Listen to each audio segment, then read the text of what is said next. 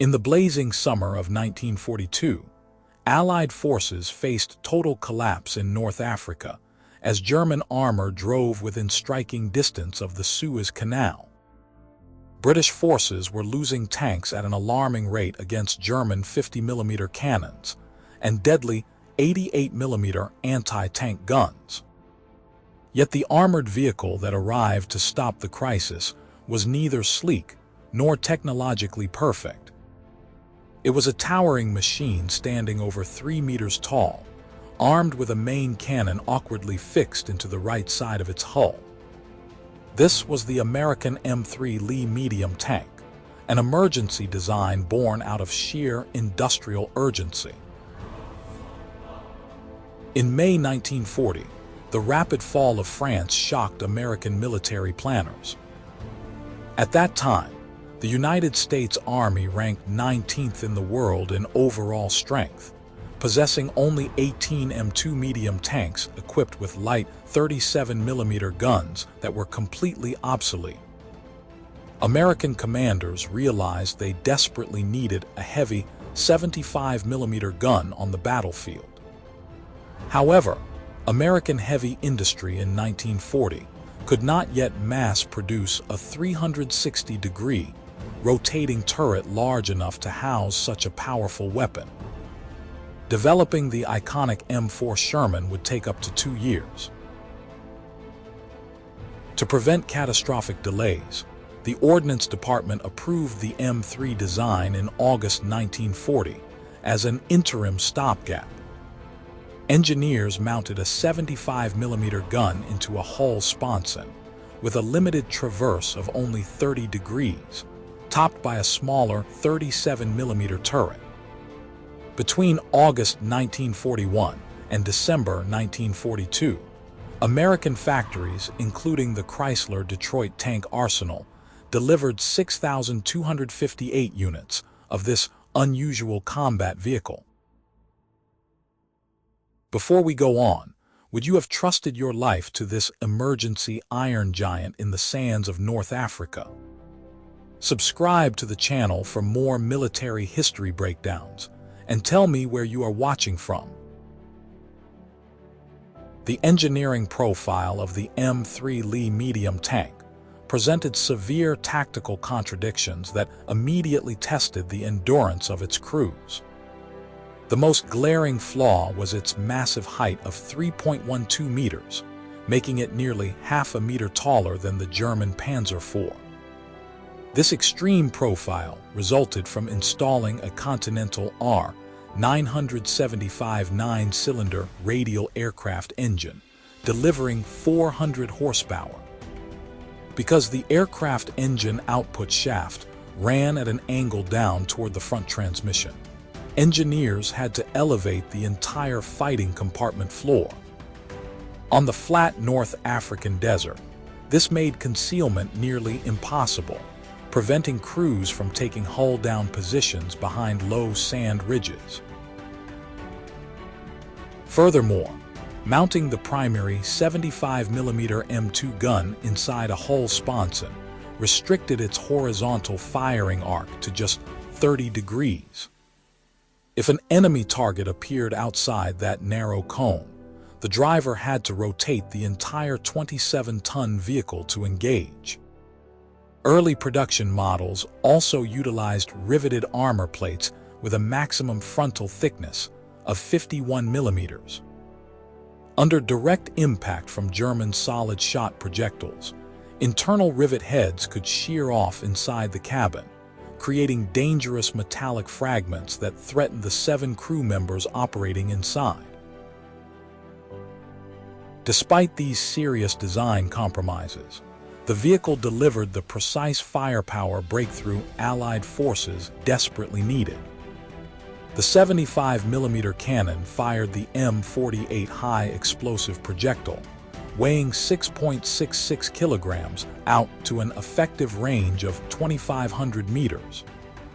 For the first time in the desert campaign, Allied gunners could neutralize concealed German PaK-38 anti-tank batteries from safe distances. Supported by a robust vertical volute spring suspension system and a top speed of 42 kilometers per hour, the vehicle proved remarkably durable against fine desert dust, sustaining operations when British cruiser tanks broke down. On May 27, 1942, the strategic balance in North Africa shifted dramatically during the Battle of Gazala. 167 M3 Grant variants, modified with lower cast turrets for British doctrine, made their secret combat debut against the German Afrika Korps. When German Panzer III and Panzer IV divisions advanced in standard attack formations, they encountered concentrated long-range fire from 75mm guns. German commanders were stunned to see their armored vehicles engaged effectively at ranges exceeding 1,000 meters. Field Marshal Erwin Rommel recorded in his personal war diary that the arrival of this new American tank completely disrupted Axis armored superiority in the desert. By August 1942, the critical struggle shifted to Alam el Halfa, the final natural defensive barrier protecting the Suez Canal.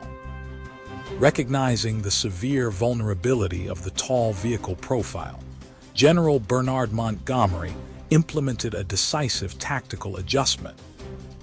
British engineers excavated deep hull pits across the ridgeline, burying the lower chassis of hundreds of vehicles into the sand. This left only the upper 37mm turret and 75mm hull gun exposed above ground level. Operating as heavily fortified static pillboxes, the dug-in armor shattered the armored thrust led by Rommel, disabling 49 Axis tanks while protecting Allied crews from direct line-of-sight retaliatory fire. This defensive success set the stage for the Second Battle of El Alamein in October 1942. More than 300 M3 vehicles joined the newly arrived contingent of 250 M4 Sherman tanks to spearhead the main offensive. Concentrated artillery barrages, supported by 75mm high explosive armor fire, systematically dismantled Axis defensive positions across 60 kilometers of front line.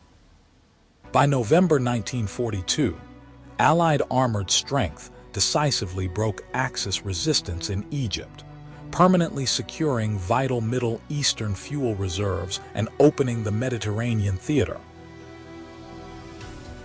Following the decisive victory at El Alamein in late 1942, the frontline combat role of the interim vehicle in the West rapidly drew to a close. As American assembly lines fully transitioned to mass producing the M4 Sherman, the older chassis stepped down from primary frontline armored duties. Yet its engineering framework was far from discarded. The proven automotive drivetrain, reliable Continental engine, and sturdy suspension units became the vital mechanical foundation for thousands of M7 Priest 105mm self-propelled howitzers and specialized armored recovery vehicles that served throughout the liberation of Western Europe. Meanwhile, remaining units found a crucial second operational life in the Far East. Transferred to British and Indian armored regiments during the 1944 Burma campaign, these robust vehicles proved exceptionally suited for dense jungle combat. At the decisive Battle of Imphal and Kohima, their thick frontal armor deflected Japanese Type 95 Hago light tank rounds effortlessly, while their 75mm high explosive shells systematically destroyed fortified hillside bunkers, clearing the advance for Allied infantry across rugged terrain. The operational history of this peculiar armored vehicle delivers an enduring lesson in military-industrial strategy. Battlefield supremacy is rarely decided by the most flawless blueprint on an engineer drawing board, but by a functional weapon available in sufficient numbers at the exact moment of strategic crisis. Without the critical 6-month operational bridge provided by this ungainly machine during the summer of 1942, Allied forces might never have preserved the North African theater long enough for the iconic Sherman to achieve victory. Looking back across armored warfare history, does mass industrial readiness and rapid battlefield delivery always matter more than pure technological perfection? Or would you favor superior engineering over sheer availability? Share your thoughts in the comments below.